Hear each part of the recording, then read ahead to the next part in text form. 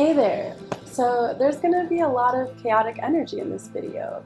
I've come to realize that as much as I love and admire the very organized and aesthetic styles of some of my favorite channels that I try to emulate, like Peaceful Cuisine and Pickup Lines, that style of video is not exactly me.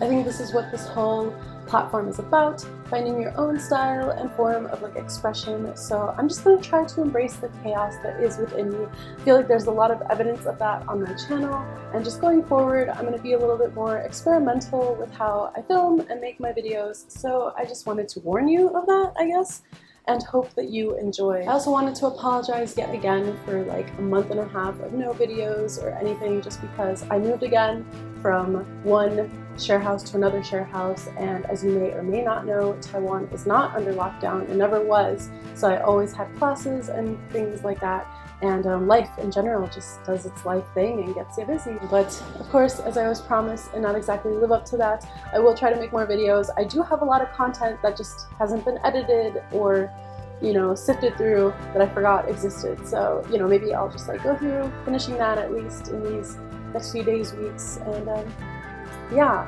hope you enjoyed this video. Thanks for watching. As always, catch you next time. Bye! Alright, so first dish, which is kaki age, a type of tempura, we're going to need some onion, some carrot, and purple sweet potato, and then we're just going to dice them up or cut them up into fine little bite-sized bits, because you'll see later. Mix it all up, and then we prepare the batter, which is super simple and is just flour, baking soda, oil, and sparkling water. Give it a good mix. You want it to be a little bit runnier, so add some extra water if you think the batter needs it. Then mix the batter with the veggies, and then we're gonna deep fry it. So you're just gonna put in a little driplet of that batter, and if it starts bubbling and gets crispy-ish pretty fast, then I guess that means the oil's ready, and go. Look at me covering up everything that you're supposed to do, all the instructional information with my hands. So let me try to explain to you verbally what I was doing here. Normally the batter and the veggies don't stick together, so you're gonna have to kind of form a little nugget. I don't know if that's the right word to use, but a nugget with the spoon, and gently submerge it into the oil, and then kind of use your chopsticks and spoon to keep all of the batter and the veggies together so it doesn't fall apart. If it does fall apart, which happened to me often throughout the preparation of this, that's fine too. You just still have really tasty, crunchy individual bits like you see here. They're not the most beautiful, but still delicious. And then you do also have some nice big successful nuggets. So it's just all trial and error. It's all part of the process. Next is a Taiwanese recipe. So you're going to need dougan, which is very, very firmly pressed tofu, some red chili pepper, and because I cannot handle the spice, some red bell pepper, some garlic and ginger, some coriander, and a mystery ingredient, which I will not reveal now, but it is also not that mystery red speck. You're gonna julienne everything, and I could put down a towel or something to keep my cutting board from sliding all over the place, but I didn't because I think I was racing the battery on my camera.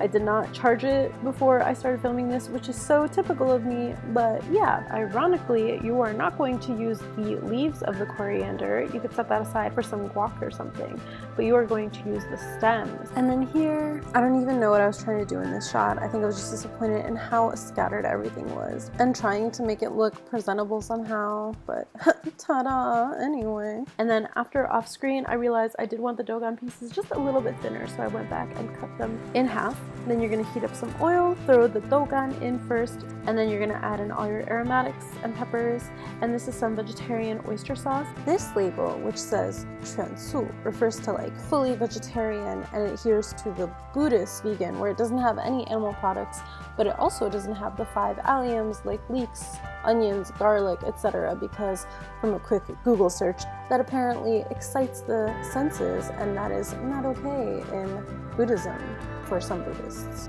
Now we've got our secret ingredient coming in. What is that mystery leafy green? Is it mint? Is it parsley? No, it is basil. I may just be culturally unrefined, but I don't recall coming across basil in a lot of Chinese or Taiwanese dishes prior to coming to Taiwan, but it just works super well with the flavors, and I recommend you trying out a recipe like this. And then for our third dish, which isn't really a dish, is just this kombu tororo, which is shredded kombu, and we're just gonna make some onigiri out of that. I was exposed, or blessed to be exposed to this, by my JTE's mom. My JTE invited me to her parents' house one weekend, and her mom just tried so hard to make and find vegan stuff for me. What a sweetheart. And yeah, that is the first time I bit into that delicious onigiri, and I was like, what is this? And they told me, and I went and bought it immediately, and I've been waiting to use it ever since. Guys, I was holding on to this plastic package of the konbu for almost a year now. No, yes, pretty much a year now. Happy anniversary. And I'm finally using it in this video. I was saving it to make videos. This is how bad I am about getting around to filming. I'm sorry. But I digress. The kombu tororo is like very fishy, kind of acts like fish flakes. Highly recommend this. So my onigiri definitely didn't turn out as beautiful as hers, but you know, you still try. You just need to shred it for a really long time. Normally I'm silent during this part because this is supposed to be the calming, aesthetically pleasing bit, but I just want you to see that, you know, even in my brain, it looks beautiful and I kind of have the layout imagined. Things kind of get messy. The ingredients don't like to sit or cooperate with me in the ways that I want them to, so you know, it works out in the end, usually for the most part, but it's never perfect. Kind of disappointed that the tempura, the kaki揚げ, doesn't have more color to it. I feel like maybe like a green bean or something would be really good. Ooh yeah, maybe try that if/when you make it. And then there's the bento. Chaotic video, but good food. Do you recognize that clip? It's the same one I used in the beginning because my camera died, or I think I just went out of memory, but yeah. Hope you enjoyed that. Thanks for watching.